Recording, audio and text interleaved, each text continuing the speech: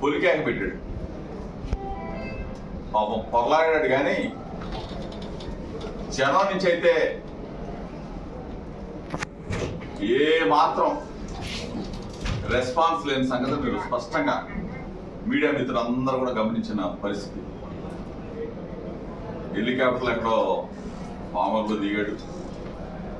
పామర్లో meeting చూసుకొని పేద దీంతో వచ్చాడని చెప్పేసి చంద్రబాబు నాయుడిని నేను మీ ద్వారా అడుగుతా ఉన్నా, మీ ద్వారా ప్రశ్నిస్తా ఉన్నా.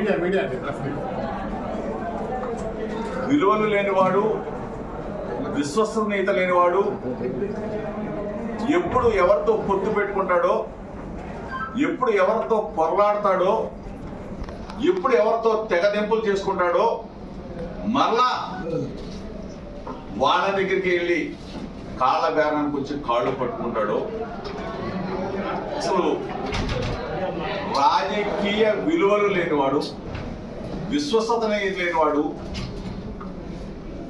రాజకీయాల్లో పనికిరానివాడు నారా చంద్రబాబు నాయుడు.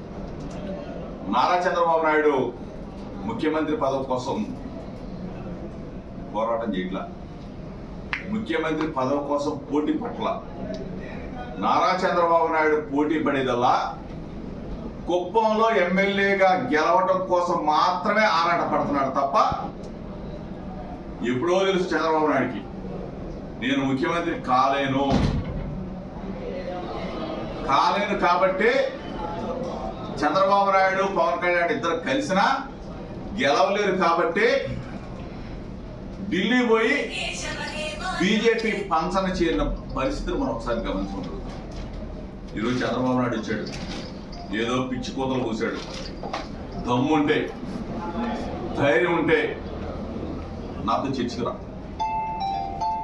ఈ రోజున నువ్వు మీ మామని చంపితే నువ్వు ముఖ్యమంత్రి అయ్యేమో వెన్నుపోటు కొట్టేసి, నేను నిక్కర్లేసుకున్న దగ్గర నుంచి రాజకీయాల్లో ఉన్నా. కృష్ణా జిల్లాలో యువజన కాంగ్రెస్ దగ్గర నుంచి వంగవీటి మోహన రంగ అనుచరుడిగా రాజకీయాల్లో ఉన్నా. యునైటెడ్ ఇండిపెండెంట్స్ స్టూడెంట్స్ ఆర్గనైజేషన్ నుంచి రాజకీయాల్లో ఉన్నా.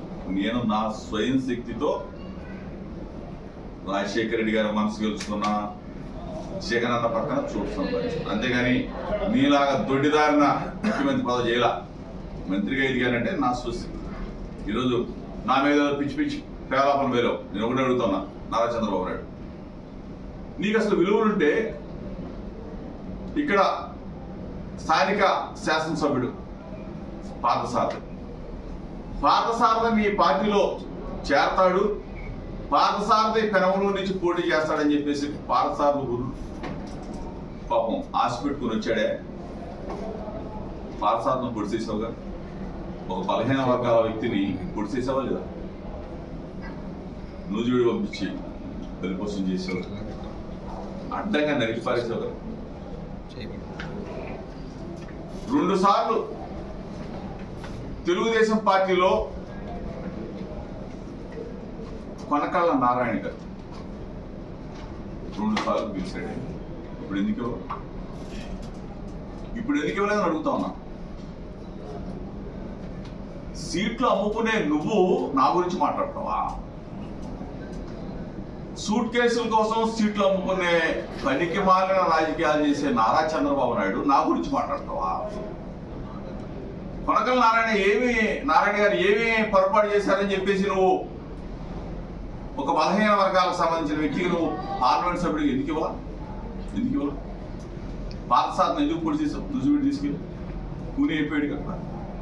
ఇక్కడ ఆయన పాపం నారాయణ సీట్ లేకుండా చేసావు కదా. పక్కన ఉన్న నా మైలవరం నియోజకవర్గం అక్కడ చూడండి,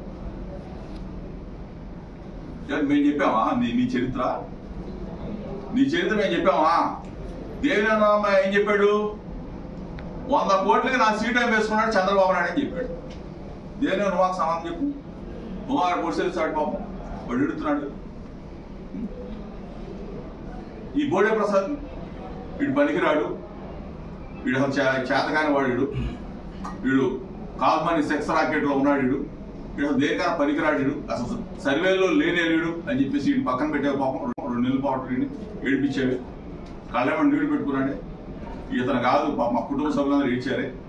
ఎంతమందిని నువ్వు మోసం చేస్తావు చంద్రబాబు నాయుడు? ఈ బోడే ప్రసాద్ అసలు పనికిరాడు, అసలు 2 నెలలు పక్కన పడేసి తీసుకెళ్ళి నువ్వు వచ్చి ఆ పక్కన బోడే ప్రసాదం పెట్టుకుని ఈ పక్కన ఎవరు పాపం పాలసాలు ఇవి పొడి చేసిన వాడు అందరిని పెట్టుకుని పాపం నువ్వు మీటింగ్ పెడతావు. అది మళ్ళీ నా మీద దమ్ముంటిరా. ఈరోజు నేను ఒకటే చెప్తాను, విలువలతో రాజకీయం చేస్తాను. మా లీడర్ జగన్మోహన్ రెడ్డి గారు విలువలు కాదు, విశ్వసనీయంగా అదే పోవాలి. మేము ఈ కృష్ణా జిల్లాలో రాజకీయాలు చేస్తా ఉన్నామంటే ఇక్కడ పుట్టావు, ఎక్కడి నుంచి అయినా గెలవగలిగే సత్తా జోగి రమేష్ ఉంది కాబట్టి ఆ రోజున డాక్టర్ వైఎస్ రాజశేఖర్